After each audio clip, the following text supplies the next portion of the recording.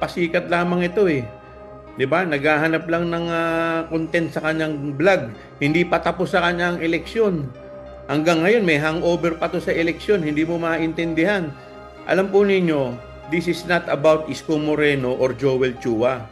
This is about the City of Manila and the people of City of Manila. Dapat po kami, ang local government at ang national government ay nagtutulungan para nag-iisip po ng mga makabuluhang proyekto. Wala po siyang ginawa kung hindi gibain ng gibain yung mga ginagawa po namin. Mga programa naman, ang makikinabang naman, mga taong bayan. Kagaya po nung giniba niyang barangay hall. Ako po'y matagal na nananahimik. Pero alam po ninyo, umikot po kayo sa Maynila. 90% ng barangay hall nasa kalye. Ngayon, kung sinasabi po niya na ito po ay illegal, di dapat lahat po yan, gibain niya. Hindi yung pinipili lang niya yun sa akin at saka kay Congressman Valeriano. Pumunta po kayo sa Abad Santos, meron po diyang police station na nasa kalye rin. Di dapat gibain din po niya yun kung talagang seryoso siya.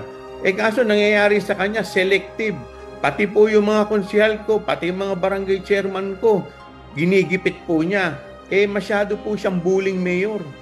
Ito, kung hindi ito politika, bakit pinipili lang niya yung gigibain niya at piniperwisyo niya? Bakit puro mga kalaban lang niya ang ginigiba niya?